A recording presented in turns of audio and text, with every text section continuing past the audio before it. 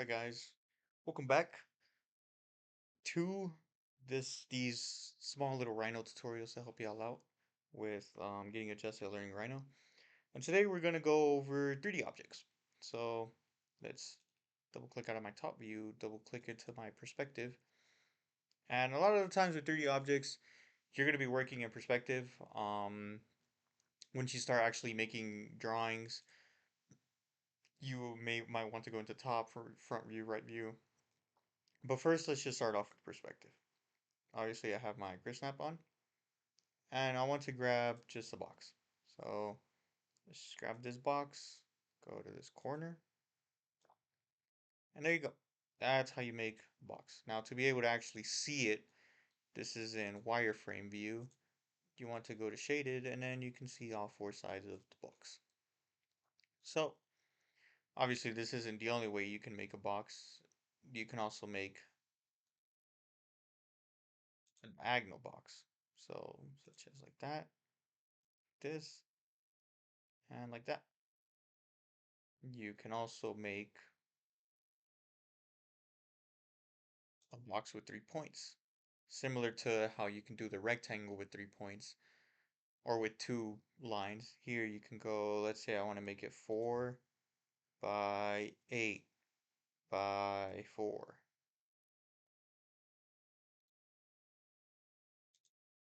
And there you go. Now you can also to do the opposite. It would be 4, 8, -4. That way it can go up. And you also have other shapes, like you have your cylinders, which are essentially could be made the same way, from center to radius, and then you just push it upward. Same thing, negatives go up, positives go down.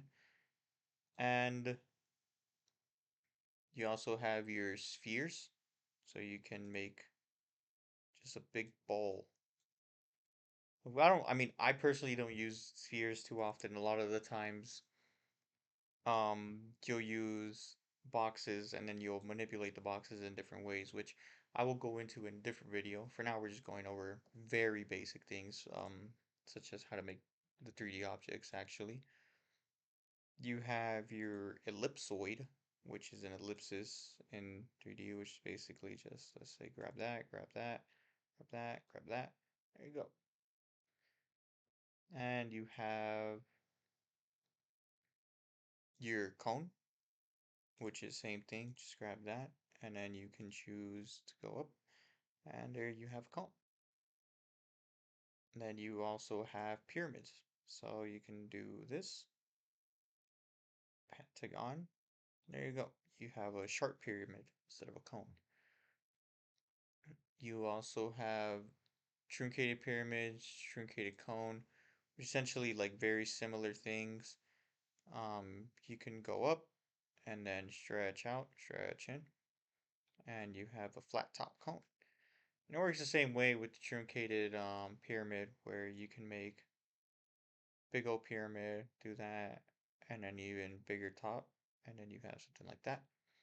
Obviously, I'll let y'all mess with it a little bit more because most of the learning that y'all are gonna do is just being able to go in Rhino and doing it. You have your tube, so you could just try go out, go in, and then go up, and there's your tube. It's kind of like a torus, but the difference is the torus will actually make the when you go in there, it would expand out. So this one is gonna look a lot more donut-like. The other one just looks more like a washer than anything, but this one definitely just does look more donut. I don't use these too often, but in the occasion that y'all might be using these, I would mess around with these also, just to make sure that they work. And something else that I will say is let's make a box again. Let's just do a simple corner to corner box. Now, let's say you want your box to be around here, but instead of having to make another box, essentially. You can grab that, grab this little circle, get it there, and there you go. Now, you'll have this seam right here. To be able to eliminate that seam, you just put merge all coplanar faces. And essentially it merges all the faces. And now, obviously with the box, you have the box, but if you hit shift, if you hit control shift at the same time, or if you put your fingers and hold control shift at the same time, you can select the different faces of the box.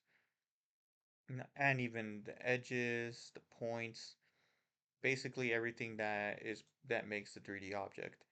Now you can choose the face, and let's say I just want to move you out there, it'll stretch also. But if I just want to move the face, I can control, whoops, I can hit Alt, move the face out, and it'll copy the face. And Alt is just another thing you can use for your gumball tool. So in your gumball tool, which is what this is called, to essentially be able to hold it right there, it's telling you move, copy, tap Alt. So you just tap Alt. So I wouldn't tap it, I'd actually hold it and then click. And then once you click it, you can enter, maybe I want to move it 8 feet. So now it moves 8 feet. And as you can see, it duplicated it as well. And something else is not only are you able to move like that side to side, blue is up and down, green is side to side, red is also the other side to side. Let me control Z back to the original area. You can also turn it. So you can also turn it that way. You can also do turns that way. And you can do turns this way. And to make it more precise, you can do maybe like 90 and it'll turn 90 degrees. Now, obviously, the turns work in degrees, so if there's ever a time when you need a specific degree to work with, all you got to do is just click here. Let's say you want to move it up a specific degree, let's say 25 degrees, and there you go, tilts over 25 degrees. Now, if you want to tilt it the other way, you just put negative 25 degrees, and there you go, negative 25. Now, depending on where you are in the space, it's going to vary whether you do a negative or a positive. That's why I definitely encourage y'all to mess around a lot more and mess around a lot more with it. Just practice with it. That way, y'all can get a lot more of a hang of it. There's the push-pull, which is essentially the same thing, but push-pull command, you can just click there, and then you can select, it just clicks that surface, and it'll push the surface, and it will not have the seam on it. And you could be very precise with this as well. You can push 15 feet, and there you go. And you don't have the seam. This was not in Rhino 7, and when I got Rhino 8, it was a beautiful thing. So that is definitely useful. Something else that is useful, let's make another box that you guys might be introduced with soon, maybe. But something that is very useful also is scaling. So there is scale 1D, which essentially lets you select corner to corner and shorten your box. So instead of push pull kind of does a similar thing, but scale 1D also does the same thing. But the main thing people use scale is right here, where you can just type in scale, select that object. Let's just say you want to select corner to corner. It won't scale the object just one way, it'll scale the object as a whole. So something that is also that can be useful is, let's go back. Let's say I want to scale this object to a specific measurement. So let's say from here to here we have 14 feet. From here to here we have 10 feet. Let's say I want to scale an object to 1/4 of an inch. Now this is very important because eventually you're going to be doing a lot of scaling. So I would definitely listen to this part. I know this was supposed to be about boxes, but this is kind of getting a little bit off track here, teaching you about scaling. But it's very important to know about scaling. So for this, let's go to top view and let's grab a polyline. And you want to make the polyline 1 foot, just one simple foot. So the distance is just from here to here, 1 foot. Now you want to select this, and I always make a copy of it just to make sure that it worked, basically, or also not to alter the original. But you can select this entire thing, hit scale specifically, grab this 1 foot, and let's say I want to scale it to 1/4 of an inch. So you can see right there that my box got significantly smaller. So there you go. Now, to prove my point, is that this side is supposed to be 10 feet. So in theory, go to my calculator.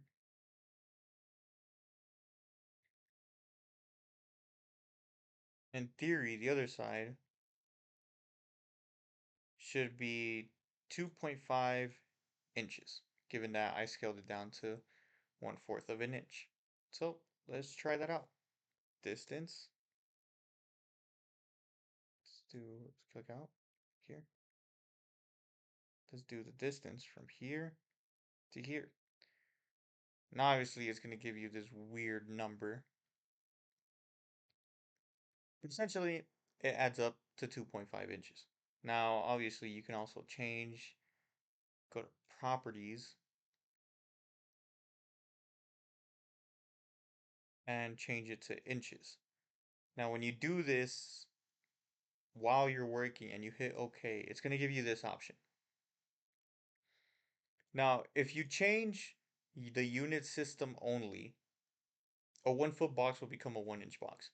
Essentially, that essentially if your box is 10 feet by 14 feet and you select this method, it'll basically make your box, instead of 10 feet by 14 feet, it'll make it 10 inches by 14 inches.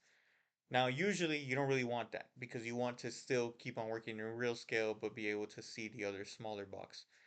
The other one, on the other hand, allows for your one box to measure a certain amount of inches. So here, if you have a 1 by 1 by 1 foot box, instead of it reading 1 foot by 1 foot by 1 foot, it's going to read 12 inches by 12 inches by 12 inches. So we're going to click OK. And as you can see, this box got significantly bigger on the screen. But our little box that we scaled down looks a lot more visible. So now you can go from here to here, and there you go, 2.5 inches. I was right. I always got to make sure, just in case. But yep, 2.5 inches is what it is. And yeah, I mean, you can always convert back too. I mean, just go to File, Properties. Let's go back to feet, and then just change unit system, maintain object size, and then you have, I'll delete that tiny box, and then it's back to being the 10 feet by 14 by 10 feet. Yeah, the 10 by 10 box, which here is where it was 14 feet. Yep. And that's basically your intro to boxes and scaling. Hope this was useful to y'all, and I'll see you on the next video.